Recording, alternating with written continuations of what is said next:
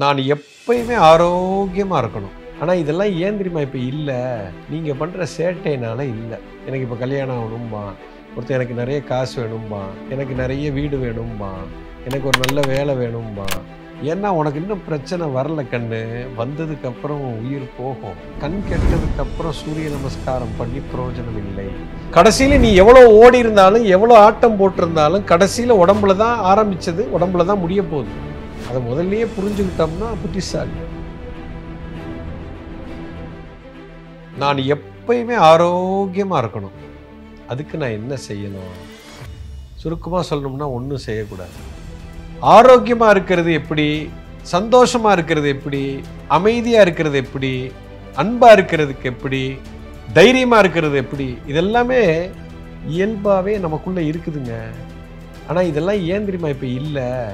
நீங்க பண்ற சேட்டையினால இல்ல. உங்களுடைய ப்ரையாரிட்டி மாறி போச்சு. வாழ்க்கைக்குன்னு ஒரு ப்ரையாரிட்டி இருக்கு. இயற்கைக்குன்னு ஒரு ப்ரையாரிட்டி இருக்கு. அந்த ப்ரையாரிட்டியை விட்டு விலகிட்டீங்க. இயற்கைக்கு எதிராக சென்று விட்டீங்க.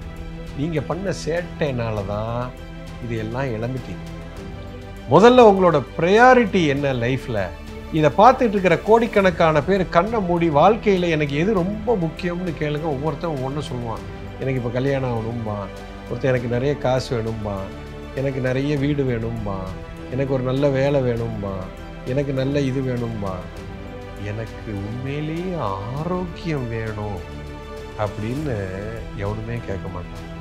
இதை கேட்குற ஆளுங்க யார் தெரியுமா? ஒரு 60 வயசுக்கு மேலே இருக்கிறவங்க அதை கேட்பாங்க. ஒரு 60 உங்கள் வீட்டில் இருக்கிற வயசான பாட்டி எப்போ உங்களுக்கு என்ன வேணும் கேட்டீங்க? நான் ஆரோக்கியமாக இருக்கணும்டா, நோய் நொடி இல்லாமல் நான் அப்படியே சாகணும், பெட்டில் மட்டும் போய் படுத்துடக்கூடாது அப்படின்னு சொல்லுவான்.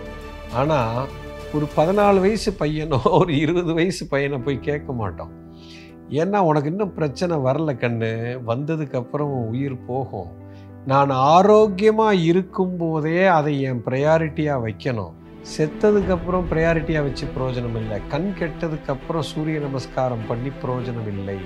கண் இருக்கும்போதே அதை நமஸ்காரம் பண்ணுறதுல தான் இருக்கு.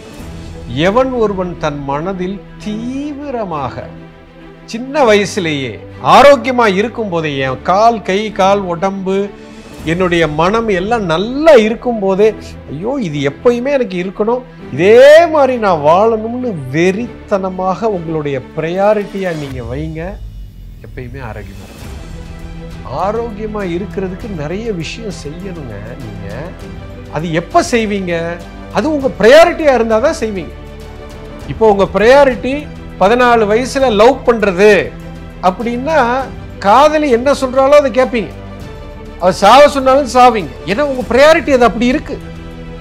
உங்களோட ப்ரையாரிட்டி பணம் சம்பாதிக்கிறது அப்படின்னா, அந்த பணம் சம்பாதிக்கிறதுக்கு என்ன வேணா பண்ணுவீங்க. கொள்ளை அடிப்பீங்க, கொலை கூட பண்ணுவான். ஏன்னா உன்னோட ப்ரையாரிட்டி அது. அதுக்காக நம்ம உயிரே கொடுப்போம்.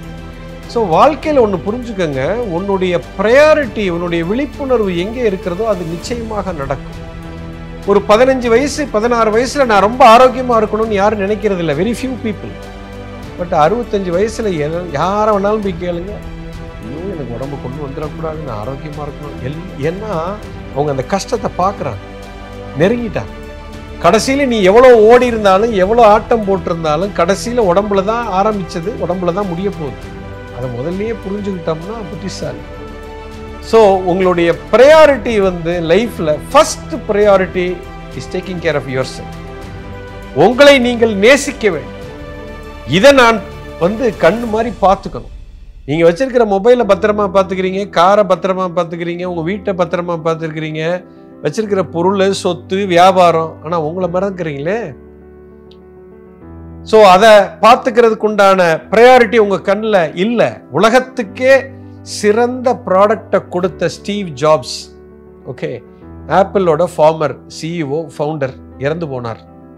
எவ்வளோ சீக்கிரம் இறந்துட்டார் பாருங்க. ஆரோக்கியத்தை இழந்துட்டார். உலகத்துக்கு சிறந்த ப்ராடக்டை கொடுத்தவர் கடவுள் கொடுத்த இந்த ப்ராடக்டை உதாசீனப்படுத்திட்டார், கவனிக்கவே இல்லை. அதனால அவர் கொடுத்த விலை மிக அதிகம். இன்னைக்கு அவர் உடம்பை மட்டும் நல்லா கவனிச்சிருந்தா, இன்னைக்கு உயிரோடு இருந்திருந்தா, அவர் உருவாக்கின ப்ராடக்ட் இன்னும் ஒரு 50 ப்ராடக்ட் வந்திருக்கும். இந்த உலகமே அதை பார்த்து பயனடைந்திருக்கும். பட் எவ்வளோ பெரிய தவறு பார்த்தீங்களா? ஸோ அவரோட ப்ரையாரிட்டியில் அவர் இல்லை. சாகும்போது அவருடைய ஸ்பீச்சில் அதை பற்றி பேசியிருக்கார். முடிஞ்சால் அதை பாருங்கள், ரொம்ப அற்புதமான பேச்சு. அப்போ தான் அவர் உலகத்துக்கு மிகப்பெரிய ஒரு மெசேஜே கொடுத்தார். You understand, health should be your highest priority. உங்கள் மனசில் அது வந்துருச்சுன்னா எப்பயுமே ஆரோக்கியமாக இருப்பீங்க. சின்ன வயசுல இருந்து புரிஞ்சிருக்கும் நினைக்கிறேன். பாரத தேசத்தின் நெடிய ஞான மரபின் தொடர்ச்சி குரு மித்ரே சிவா நடத்தும் அல்கெமி புரோகிராமில் பங்கேற்க ரெஜிஸ்டர் செய்யுங்கள் அல்லது கால் 9655992559. எங்கள் வெப்சைட் www.matangifoundation.org.